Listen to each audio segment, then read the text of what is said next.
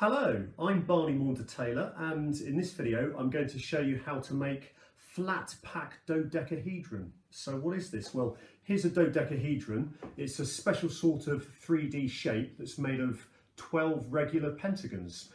And this one's a bit small. I wanted to make one that was a bit bigger, but I wanted it to be easily transportable from venue to venue. So I've come up with this. As you can see, it's completely flat, but I just pull this string here and it pops it up to full size. So there it is, that's the flat pack dodecahedron. And then when I finish with it, I just pull this string, collapse it, and it's ready to pack away again. So let me show you the equipment that you're going to need to make this shape. To start off with, you'll need some card. I've just got an old cereal box here. This one was actually made of several old cereal boxes, so you don't need anything too posh. You'll need a cutting board and preferably a metal ruler and a craft knife to do all the cutting.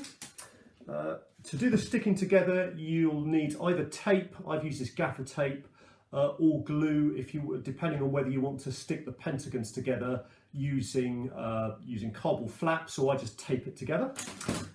You're going to need a template of a pentagon. This is really important, and try and make it out of pretty thick card and as accurately as you can to make for a really nice finish. I think a drawstring makes for a really nice finish and it's quite a nice reveal. If you want to include a drawstring, you'll need some string. Just normal household string is fine, but I've actually used this nylon string because it's really low friction and it means the moving parts work really well. This is actually Diabolo string from a juggling supplier. You can buy it by the meter very cheaply online. And also, if you want a drawstring, you'll need one of these toggles. I just bought a pack of 10 of them. It cost me about £2, I think, from eBay. Just to give you an idea, the edge of this one is 10 centimetres and it's pretty big. But for this demonstration model, I'm going to be using a slightly smaller pentagon with an edge of just 6 centimetres. Now, if you've not made a normal, regular, solid dodecahedron first, I would suggest that you have a go at making one of these before attempting the collapsible one. You can find nets all over the internet telling you how to make this. But the net for the collapsible version is probably slightly different to what you make for a normal solid one.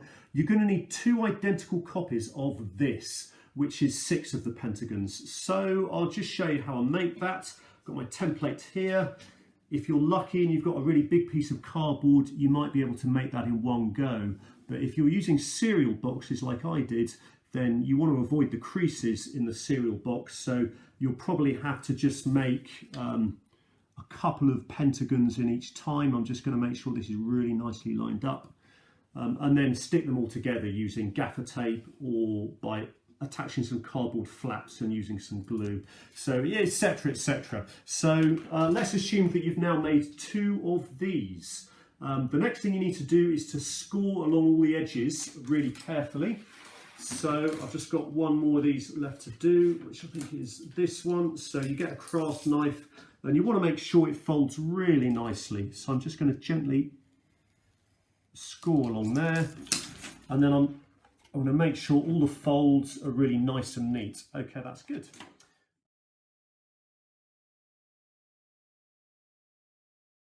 So if you want to install the drawstring, please do it now while it's flat. It's a lot easier. So you're going to need 2 short drawstrings of about 15 centimetres each. If you're using nylon string, make sure to just burn the ends to stop it fraying. And you'll need 1 longer piece of string. This should be about 8 times the length of the edge that you're using. So this edge is just 6 centimetres, so I've cut off around 48 centimetres of string. So I'm just going to show you, if you want to come a bit closer, how I attach this drawstring on. I should say also that I've scored along the middle of these 2 pentagons as well, because these 2 are going to fold in half once the model's complete, which is what allows it to go flat pack in the first place. So yeah, back to the drawstring. It's going to attach on here, and it's also going to attach on here to create a little loop. So I'll turn that upside down to make it easier. So all I'm going to use is very simply a stapler. I'm going to do 2 staples here, so that's once twice, and I'm now just going to pull this so that the knot comes all the way up to the staple, and now that's really solidly in place and you can pull it reasonably hard without it falling out. So I'm going to do the same at this end here, but before I do, now's a good time to start attaching the longer drawstring. So I've made a little loop in the end. I'm just going to loop that through the smaller one. And now again I'm going to staple, get it in place once, twice, and I'm going to pull that knot up to the end. Okay, so what you have now is a little loop here with the longer drawstring attached to it, and I'm now going to talk a little bit about the mechanics of how the drawstring is actually going to work. So in order to bring the dodecahedron together, I need this point here and this point here to be pushed together. So that's what I'm trying to achieve with the drawstring. There's a little loop around here, which you probably can't see because it's hidden, and there's another loop around here. Now the main drawstring loops around this one, which is what we did earlier when we looped the long drawstring around the little one. So it loops around there, it runs down the length of the dodecahedron, it will loop through this one, and then back up to the top and out of this gap here, and that's how the drawstring's going to work. This will probably make more sense a little later on. So right, I've got two of these, I've attached the drawstrings, I've scored along the edges including these two here and made all the folds, so now's the time to glue it together. Hopefully you've now glued together the top half, which should look like this, and if I put it together, hopefully you can see that that's exactly 1/2 of a dodecahedron, and it should now fold completely flat like so. If you compare that to the finished model, hopefully you can see that what I've got in my right hand is just the top half of what I've got in the left hand, like that. And if I turn it upside down, because you'll have made two of these by now, that is the bottom half. Now the place where the top half attaches to the bottom half is this edge here, and that's exactly where I've got two flaps, which I've shaded in here, ready to glue the top to the bottom. So when you've done that, there's only one thing left to do, which is to finish off the drawstring. You'll need to reach inside the model to do this through the little gaps. It's already looped onto this small drawstring at the top, which we did earlier. There's only one long drawstring you need. You need two little ones, but only one long one. It runs down the length. You'll need to feed it through the loop at the bottom, through the other small drawstring, and then you'll need to feed it up and through this gap at the top here.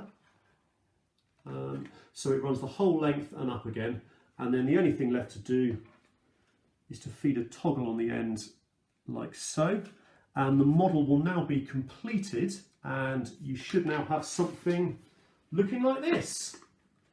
So I'm just going to put that back into position again to show the finished article. One other point I will mention, if you want the fit to be extra good, you can cheat a little bit and use some of these neodymium magnets. I bought a dozen of them for less than £2 on eBay. I started off with the 4mm ones, but they really weren't up to the job. So then I got the 6mm ones, which just helped some of the pentagons fit together perfectly where they weren't as snug as they could have been. So that's it. That's the flat pack collapsible dodecahedron. Thanks for watching, and see you again soon.